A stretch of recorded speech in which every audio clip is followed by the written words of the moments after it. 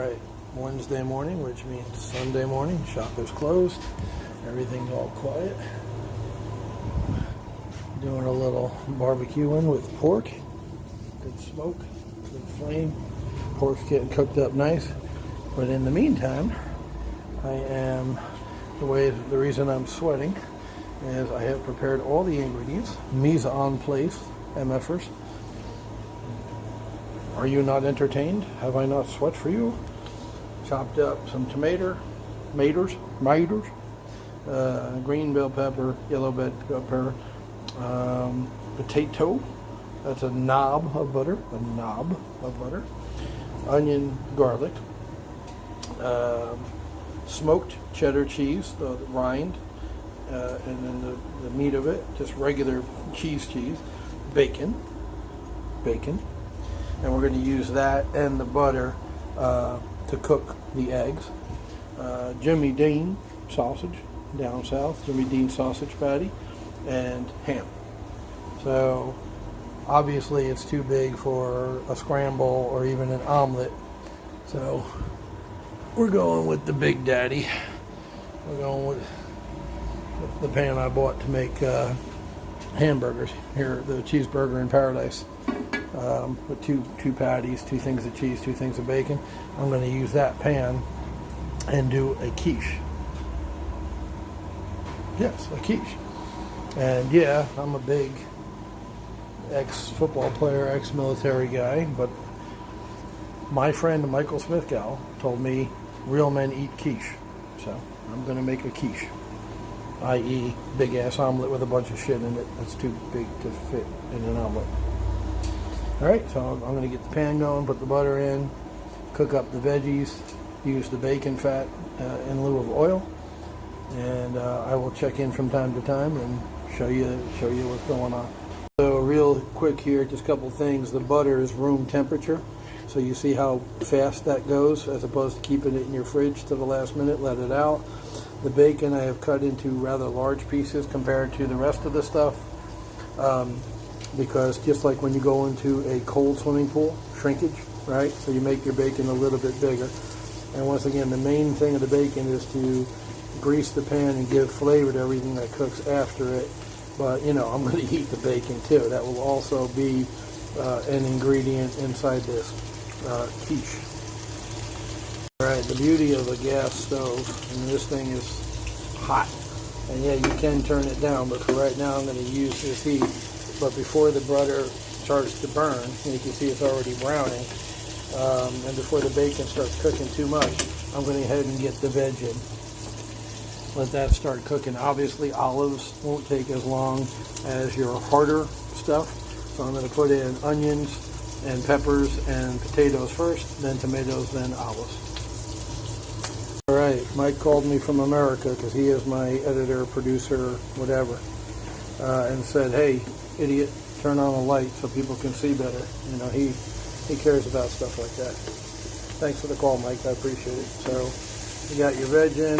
I just let the onions go for a little bit and the peppers, and now we're going to put the taters in and brown them up, like aka hash browns. So the taters are in, browning them up, just keeping everything moving. I did turn the heat down a little bit because once again I don't want the stuff to burn, and the pan is hot enough, see it's smoking, to get those taters brown. Even though I turned the heat down a little bit. See, the knob is up a hair. In the middle is hot. See where it says on? That's full blast inferno furnace. So just keeping this stuff moving. I've lost a bunch of weight. I posted on Facebook today. I'm down almost 30 pounds. And back in the day, instead of putting 2 pieces of bacon in, I would have put like a package of bacon in to get the fat out of it and then save some of the fat for cooking later. But you know, that's one of the little modifications I've made to my diet. And yeah, I'm using bacon on a quote Sunday for me, and the idea of a cheat day is actually really good for your diet. If you read a book called The 4-Hour Body by the author of The 4-Hour Workweek, Tim Ferriss, he talks about cheat days and how it really helps. If you get a craving for something during the week when you're eating, you know, say yogurt and fruit like I do every day, and you really want something, like pizza or whatever, you write it down in your little journal or just remember it. And then on your cheat day, you have that treat that you wanted. And that's it. You're satiated. And then, next Monday, you go back to your diet again. Because what you do 6 days a week matters a lot more than what you do 1 day a week. Is basically what Ferris is saying. He's a brilliant guy. He's got a lot of good blogs out there. I would definitely recommend following him to get some ideas. The other reason I waited until the end to put what I call wet vegetables in, like olives and tomatoes, they have a lot of moisture. And what they would basically do is steam these veggies instead of saute them. They bring too much water to the party. So I'm going to cook up the Jimmy Dean sausage now and actually keep that whole, almost like a side thing. And I'm going to add the ham to the hash at this point, the mix. The cheese is going to go in at the very end because, it melts with the residual heat from the quiche / omelette / whatever. So yeah, I'm going to cook the sausage now whole and incorporate the ham slices, which are very small and thin and will cook up very quickly. So you see how the large hunk of potato had to go in 2-3 minutes before the little thin slices of ham. And hell, you could just eat this straight up. Honestly, who needs eggs? But yeah, we will add eggs and cheese because that's how we roll.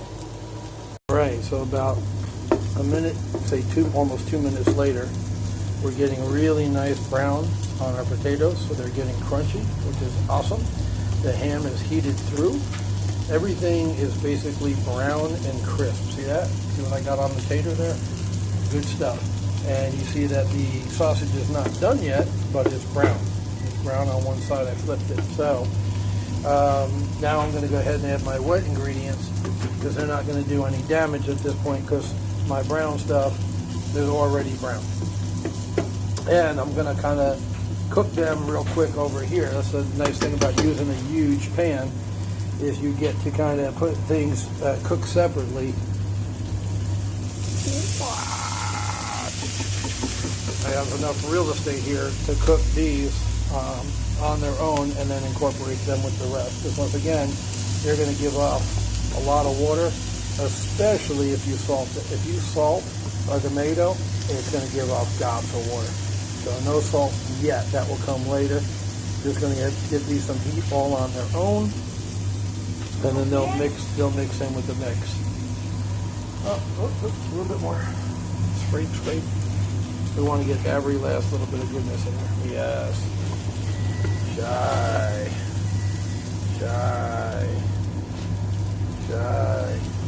So those olives are, cooked. There's like a flash cook, just like the cheese. The olives are good to go. The tomatoes probably only need another 30 seconds. And I'm going to continue to brown that sausage. I want that sausage cooked all the way through. Yeah, see, like that. I need the whole sausage to look like that. So we lowered the heat, and we're just going to let all this stuff cook out. This is pretty much done. This will be done in a minute or two. And as soon as all that's done, I'll take the sausage off and add the eggs. Okay, the sausage patty is fully cooked. Bacon and ham and potatoes are brown. Vegetables are firm but not mushy. We got our eggs in a container. I'm just going to use a fork instead of a whisk. And I put milk or cream. I have milk. If you have cream, use cream. 1 tablespoon per egg. I just eyeballed it. And I'm going to whisk them up and make them homogeneous. So in a restaurant, what they'll do is have a big plastic bucket of eggs and cream or eggs and milk, salt and pepper already by the cook station. And when there's an order for scrambled eggs or an omelet, they just dip a ladle into the bucket and use this mix. We go, into a restaurant for breakfast, or Waffle House, which is not really a restaurant. Well, it is a restaurant, but you know what I mean. If you look behind the counter, they'll have both eggs sitting here in a station like that for fried eggs, and they'll have a big bucket of pre-mixed, made that morning, fresh, scrambled. So this is what I'm going to be using.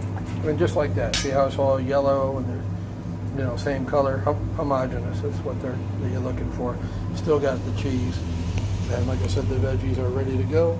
I'm going to flatten that out into a layer across the whole pan, and then after I put the eggs in, I'm going to move everything in towards the center as far as the toppings. In fact, we'll just do that right now. Get it back on the heat, and you see it's still low heat. I didn't crank it back up. It's not, you know, inferno.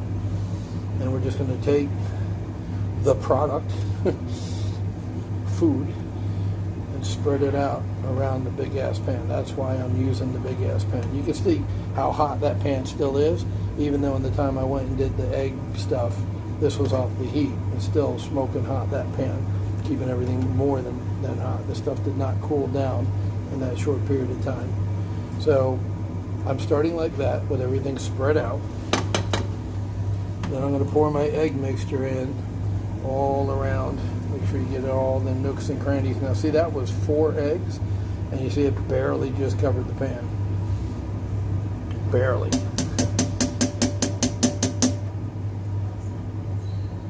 Okay, so I want to tilt it a little bit to get some of that liquid down here. There we go. Now you start, as it starts to set, moving those ingredients away from the edges, and 2 things happen. The ingredients gather up in the center, as you see, but do you see how that pulls the liquid to the side of the pan where it can fully cook? That's how you don't get the soupy middle, right? That's how you don't get uncooked egg in the middle. This is basically evening out the distribution of the wet egg.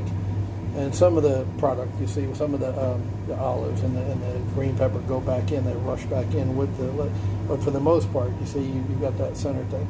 That makes it easier to fold if you're doing an omelet, because this is the same technique for an omelet or even scramble. That makes it easier to fold, but more importantly, it cooks the egg more evenly. So now I'm going to salt, pepper.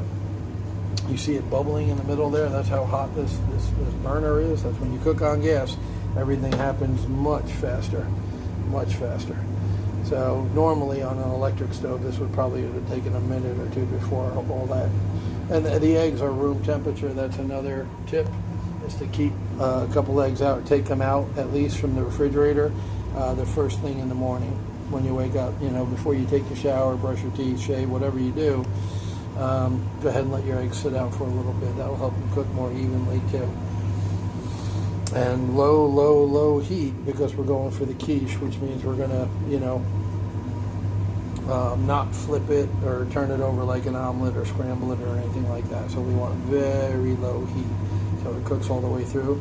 And the last trick I'll show you is to take a pan bigger than that, which is actually going to be a challenge because I'm not sure I've got a pan bigger than that. I actually use that pan to do this technique on other pans. Hell, maybe a wok. I mean, that's a huge freaking pan.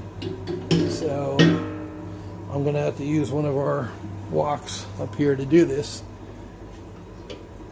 And basically, it's just gonna make a shield or a cover so that the top, well, I'll go ahead and put the cheese in first. 1 cheese, 2 cheese, and then this part here, I'll put the phone down for a sec.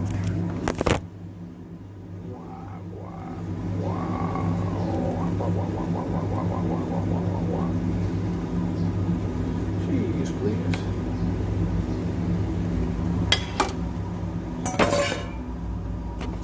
All right, so I got the cheese in. Distribute that around a little bit. There we go. And now I am going to cover this pan with another pan. Once again, I usually use that big ass fry pan to do this. The biggest one we have in the kitchen is bigger than all the others. Get it so it sits. I'm using a round wok here instead of the bottom of a flat pan like I normally do, but it worked. That's the secret to get the top cooked. The steam from the pan is going to come up, hit that wok and push back down and cook you'll see the cheese will melt and the top egg will be cooked. That's how you get your quiche. The other way, of course, is to put it in the oven I could do that too, but I'm just going to use the pan method. And normally, like I said, you'll be cooking this in a smaller frying pan like this, and then you use your big ass pan, your 12 or 14 inch frying pan or sauce pot or whatever to cover the bottom of it. But here I'm using a wok because that's the only thing I have big enough to do this. All right, let's see if it's meal time. This usually goes pretty quick. Yeah. Now, once again, normally you would do this in the oven, and also you see how thin this is out here. This you know, my quiche is an omelet because I use such a big pan for all those ingredients. So if you were to use this size pan, you'd probably use maybe 6 or 8 eggs instead of the 4 I used.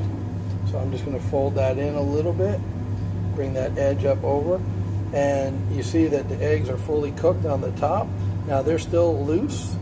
In the oven, you would leave this, you know, probably 10 minutes, and it would actually turn brown on the top instead of just cooking the eggs and melting the cheese.